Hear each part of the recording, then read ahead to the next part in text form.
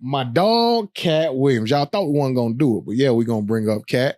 But we're going to attack this from a different perspective. What do you think about his reasoning for doing that? Why did he even take that interview? I don't know, man. Like sometimes I think people have targeted marketing and they come out exactly when they do and say exactly what they say for a reason. Like for me, Katt has always been calculated for sure.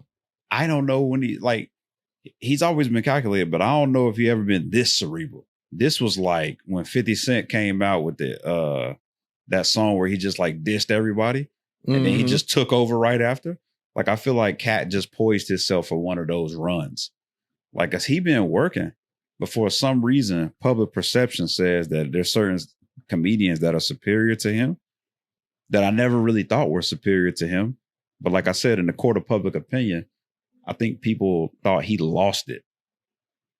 And he talked about that. He talked about that in the interview as well, where he was just like, these pictures that were painted of me, I don't, none of that's really true. It's not, come on now. And I really want to give Katt credit in that from the way he, even picking Shannon. Shannon's show is one of those shows that everybody kind of got their eyes on, even when they don't got their eyes on it. It's like you might not even know nothing Shannon Sharpe did in his career. It's people that can't name a stat, don't even know he played tight end, but they watch his podcast. Well, I think a lot of that came from Undisputed. Like whenever you get on mainstream media, sports radio, 5 days a week, nationally televised on FS1, I think that's the alley-oop. And I think he took that to prop up his podcast. And like I remember Shannon posted like day 3 or 4 of his podcast. He had 1 million followers, dog. That shit was crazy. That's what happens, man, when they put you on FS1 or ESPN. And you were a Hall of Fame tight end. So like in conjunction with that, and he just became America's darling. You know what I'm saying? The Black and Mild, the Stocking Cap, the Hennessy, you know what I'm saying? The Snoop Dogg. Yeah, man. I mean, what he did with sports talk is, I mean, he had an unmatched run. Like, I don't know nobody who went on a run like that. Like, as impactful. He had a Mike Tyson run. That's a very interesting way of putting that, yeah. Like, he just got in and got out. Like, he's like the Barry Sanders of sports talk. So Katt being calculated, he said, I'm gonna take an interview with Shannon and I'm gonna get all this off my chest. Interestingly enough, he on tour. Or I don't know if he just started the tour or you want to know what else is calculated and interesting about that? What? Is like there's some stuff that's just a perfect storm, right? Mm-hmm. So imagine like you had some people who like did you dirty. Okay. They've been doing you dirty for a long time, but y'all kind of like dapped up and made up for it. Like it ain't even really a huge thing no more. Mm-hmm. So then imagine that these dudes get on a show one by one and they all mention you. Is that what happened? Yes. So Steve Harvey, all them hit them just randomly mentioning Katt. Cedric the Entertainer stole Katt Williams' joke back in 2016, I believe. Oh. Yeah, 2008. All the way back then. That shit was damn near in black and white. And all he did was take out the car and inserted a spaceship into the joke. We can run the clip. But he'd later seen Katt a few years later, dapped it up, pieced it up. They squashed it. He apologized. But then he go on Shannon Sharpe's show and say that it was all a lie. Who said? Yeah. Said ain't never really been funny to me. It's the funny part. But oh, come on, man. We're not going to do Said like that. Said like, wasn't funny to you in barbershop. I like Said acting. His acting funny. I'm talking about his stand-up funny. Okay. I never could get into the Said stand-ups. I like Said in movies. I love him in movies. One of my favorites in movies, but stand-up, nah. Nah, I ain't never seen him in stand-up. That's what Katt was saying. Yeah, I don't know him for stand-up. Katt said that shit ain't even on Tubi. He said on Netflix or Tubi. Hey, Katt said, you're an entertainer. You're supposed to be singing, dancing, or something else, or telling jokes, or telling jokes. Something, man. He said, you can't do it, nary 3 of them. God damn. Hell, my boy said neck. Boy, Katt put his foot on a lot of people's neck.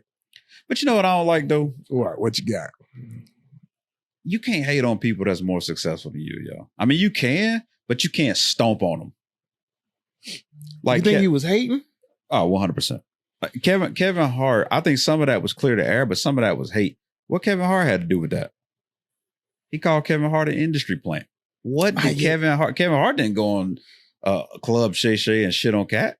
It's funny because we was last episode, if y'all watched it, we was just giving Kevin Hart all the flowers, credit, bro. Yeah, because Kevin Hart, one of my favorites. He went on one of those runs too. That was just like, oh man, he do everything. He's still on it. He do everything. He makes sure he put his face on everything. Now that the dress stuff, he's like the Lil Wayne of comedy and acting. Like, ain't nobody gonna outwork him. So yeah, I could definitely see the hate part in that, especially with the Kevin part. But I don't see it with the Steve Harvey and Ricky Smiley, and I don't see the hate there. But I definitely felt it with. What did Steve say about him?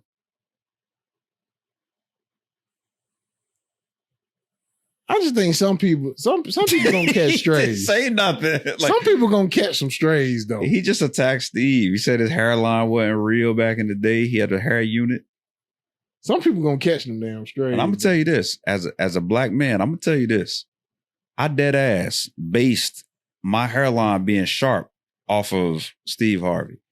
I might have damn lost my hairline trying to get it sharp because I was comparing it to that flat top. Mr. Hightower had that flat top that was the envy, man. The shit was fake.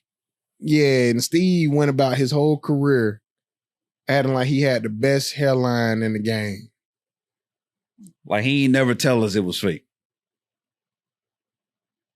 So you gonna catch it. Sometimes you just got a straight coming for you. I just want y'all, that's just a life lesson for the day. If you don't take nothing from this episode, just know sometimes you ain't doing shit. You ain't got shit to do with this, but you got a straight coming. Bro, you know how many strays I done caught in life? I swear to God. Boy.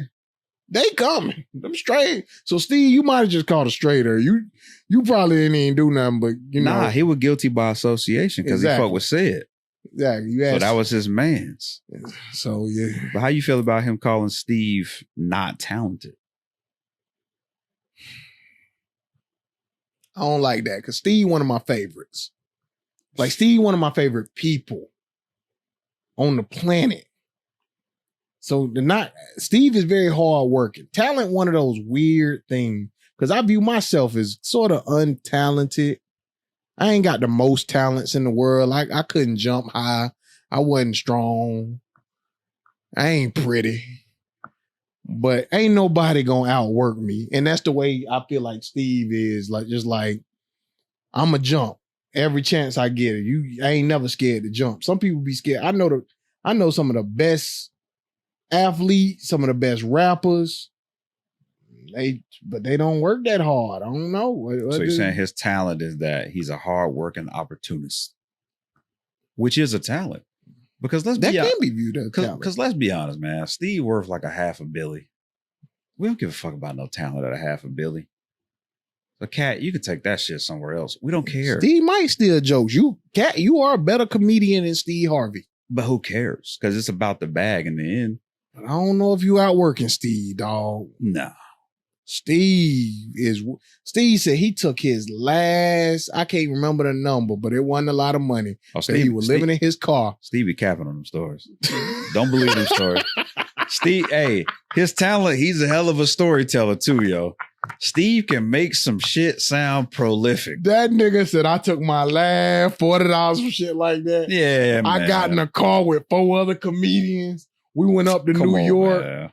And we did a show. And I made $300 more. Black people are the best storytellers in the world.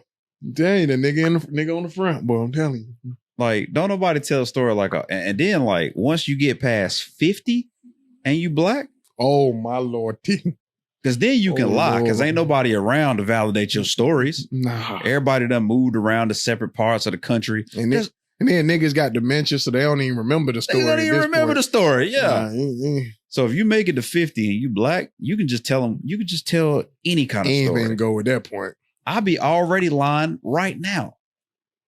I'm 36. I'll be telling hella lies. Telling you. My stories be crazy, not crazier than this guy. I'm telling you, if you're gonna tell a story, you might as well go all out. Put some seasoning on that motherfucker. I know. We don't want no unseasoned food. We don't want no unseasoned ass story. Nope. Give us a story with plenty of seasoning. If she was 5 minutes late, guess what in my story? An hour. She showed up 38 minutes late. 38 minutes late and eating. And she done ate already and we were going to dinner. Get the fuck out of here. Come on, man. And wasn't even dressed.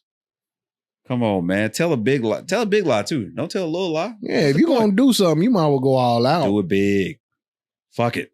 If I leave a job, I remember my first job, it was Food Line. Mm-hmm. You know how I left my job? How? Man, it was baggies and shit all over the place. I just threw shit everywhere. Leave big. Get nigga. that shit up out of here, man. I ain't coming back. Exactly. And that didn't even happen. I left regular. But exactly, niggas gonna tell a story. Big story. Niggas gonna tell a story. I bet y'all believe that motherfucker too. I remember I quit McDonald's. You know how I left that motherfucker? Boy, I bet it was McDoubles and shit all over the floor. I Tom Brady to McChicken right into the supervisor's mouth. She was like, "Where you go?" Mouth just got stuck, nigga. I put 350 calories in her mouth, nigga. McChicken wrapper. And she done had an ink stain on her cheek ever since. Tell you, mayo still up her nose, nigga. Yeah. Told them bitches I McQuit right now. Let's see what else we got today, man. Katt, we gonna leave you alone, dog. I ain't gonna lie. We appreciate that interview. You low-key shook the world with that one. That's Shannon Sharp best interview, and we appreciate that for sure. 25 mil in 4 days, dog. That shit took Shannon to another fucking level, dog. That's his biggest interview by far. Like, he don't have an interview at 5 million. So to have one now at 25 million, shout out to Unc, man. And Katt, we'll be at your show too in March, man. For sure. March 1st, dog. We already got our tickets. Hey, you got to show out for us, man. Baby. Don't come stealing no jokes. Oh, Katt coming with the fire. You know, don't steal no jokes, Katt. I know you mad if people stealing jokes. Don't do it yourself now. We got to put our phones up for the Katt show? Nah, I ain't put my phone up. Nah. They don't do the little baggies at his show? Nah, Katt, don't you do that. Because Kevin Hart did it.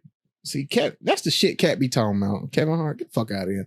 But I'm glad they put the phones up at the Kevin Hart show, actually. Why?